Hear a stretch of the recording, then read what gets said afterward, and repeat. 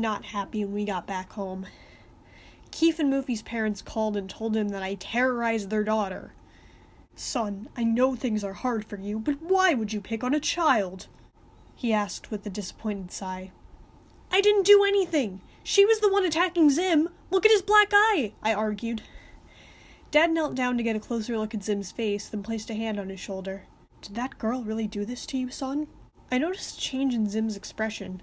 The entire walk home he was bitter and irritated, but the moment he received fatherly attention from my dad, he just melted. A low purring sound escaped his throat, and he hugged Dad's arm, mumbling something about a cold, unfeeling robot arm. "All right, you boys are off the hook," Dad said with a sigh. "You're a strange one, Zim. Never change." With that, he left to return to his studies, and Gaz walked in, having seen the whole thing. What was that about?" she asked. "You saw nothing!" Zim shouted. Gaz shrugged and plopped herself down on the couch. She started digging through the cushions for the TV remote, but instead she pulled out a small plastic DVD case with a disc inside. "What is this?" I took the case from her and looked it over. The disc was labeled Mysterious Mysteries, written out in black marker. I didn't remember ever burning any episodes to discs. The only thing it could be was, "Hey! This is the episode we were on! Man, that was years ago!" Zim chuckled. "Yes, one of your many failed attempts to expose me. Pathetic human!" "Oh yeah, I remember when they forced me to be on it because you two wouldn't stop screaming at each other," Gaz added. Though I couldn't see my own face, I knew in that moment I had the dorkiest smile. "Let's watch it!" After the intro sequence, it cut to the original video that I recorded. "Look, Gaz, you're my witness! He is an alien! I have him on tape! I have you on tape witnessing it!" "Your voice was so annoying. I don't know how I put up with you growing up," Gaz said with a smirk. "Oh, come on, everyone sounds annoying as kids," I responded. Gaz then proceeded to imitate my laugh. It was inaccurate in my opinion. She sounded more like a goose than me. Zim thought it was the funniest thing ever, though. "And there's that giant head in all its glory," Zim stated the moment I appeared on screen. I sighed. Okay, fine, it was kind of big, but my body grew into it. He and Gaz exchanged glances, then burst out laughing. I couldn't help but chuckle a little, too. It was nice seeing Gaz not want to kill him for once. The episode continued on. Back then, I was so frustrated. Even on my favorite paranormal show, no one believed in me. Also, I really didn't like that straitjacket. Watching it years later, though, it played out like a comedy. The horrible reenactments, the pain, and then when Gur showed up, the whole thing devolved into madness. Oddly enough, while we were watching, Gur also showed up in my living room with a bowl of popcorn. "This my favorite show!" "Gur, when did you get here?" Zim asked. The little robot just let out a high-pitched laugh and continued stuffing his face with popcorn. After a while, I started to tune out the episode, and I looked around at the people in the living room with me, and how we were all just on that screen together.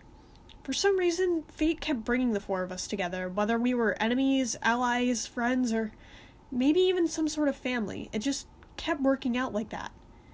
An outcast paranormal geek, an angry gamer girl, a militaristic alien, and an insane robot. Who would have thought we'd all be sitting on the same couch watching TV together?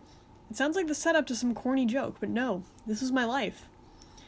God, I love these idiots. "I love you!" Gur's squealing voice broke me out of my thoughts, and I turned around to see that Dad had entered the room and Gur was hugging his leg. And it was then that I realized he wasn't wearing his disguise. "Gaz, is this your robot?" Dad asked. I nudged her in the arm, signaling her to play along. Yeah. I made him for Zim," she replied. Gur giggled as he picked him up to look at him closer. "Fascinating. I've never seen one quite like this before. How did you build him?" I don't remember. It was a while ago," she said with a shrug. Zim leapt off the couch and marched towards my dad. Yes, he's very advanced. I will take him back now." "Of course. I just like to examine him further in my lab first. It shouldn't take long. I'm just curious to see exactly how he works." "Don't you dare lay your sciencey science hands on him!" Zim shouted.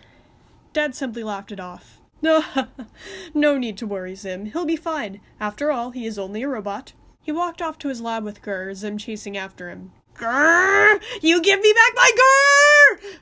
Yeah, this wasn't going to end well.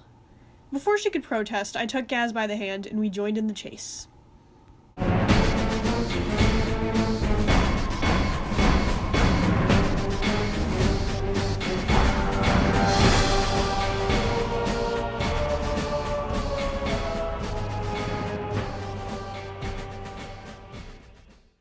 Your head also functions as a storage compartment? Interesting. I got a puppy in my head!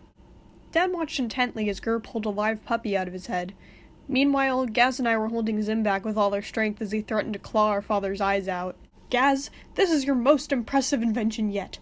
Why, I think it means it's time for you to join me at Membrane Labs. I was going to wait until you finished high school, but clearly you have a brilliant mind. In fact, why don't you showcase your invention at next week's ScienceCon? Membrane Labs hosts a yearly convention for scientists to show off the projects they've been working on. Gaz and I have been going since we were kids. It was mostly just us walking around unsupervised and looking at stuff, since Dad was always way too busy to actually spend time with us, but they were kinda cool, I guess.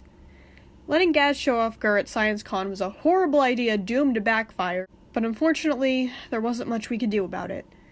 We couldn't tell Dad the truth, and he wouldn't take no for an answer, given how impressed he was with Gur. The most we could do was be prepared for anything. After Dad left, it was time to get down to business. Alright, Gur. You're going to be showcased at ScienceCon, so you better behave yourself and not do anything that could compromise our identities! Do you understand me? Zim ordered. What do you say? Gur asked, mindlessly. Gur, if you do what we tell you to do, we'll give you tacos, I added. The robot immediately perked up at the mention of tacos and started rapidly nodding his head. As for you, Dib sister, I highly recommend you spend this week studying Gur. He can be highly unpredictable, and since you aren't actually the one who built him, you should at least know the basics of his programming if we're going to keep up this ruse. I smirked. Do you even know the basics of his programming? I mean, he's supposed to be your loyal servant, but he never listens to you. Silence! So, for the entire week, Zim left Gur at her house so Gaz could study him. Really, it was more like babysitting, and I was doing most of the work because she couldn't be bothered to watch him. The day of the convention, we gave Gaz an earpiece so she could hear us off stage, reading off of the script Zim wrote out explaining how Gur works. All she would have to do is repeat everything I say. Zim offered to read the script himself, but he doesn't have an inside voice. We took our place at the back corner of the auditorium, walkie-talkie and script at the ready. Dad took the stage first. Welcome, everyone, to this year's ScienceCon. Our first presentation is of an invention created by my one and only daughter, and now, making her scientific debut, give it up for Gazleen Membrane. Who is this Gazleen? Zim asked, making air quotes. Man, he's dumb. That's Gaz's full name. Now quiet, I snapped. My sister and Zim's stupid robot took the stage. There was no turning back. I took the script and started to read. Greetings, filthies. I am Gaz, and this is my robot Gur. I briefly scanned the rest of the script, then glared at Zim. Couldn't you have at least written it to sound like Gaz? Zim only writes for Zim! Anyway, it's fine, just keep going. Though he doesn't look like much, Gur is far more advanced than your puny human brains can comprehend. One of Gur's most basic functions is the ability to eat disgusting earth food. He also eats things that aren't food. The purpose of this function is to determine whether or not something is poisonous, so he can test foods for his master to prevent death. Now watch him eat chocolate. After repeating everything, Gaz pulled a still-wrapped chocolate bar out of her pocket. Chocolate!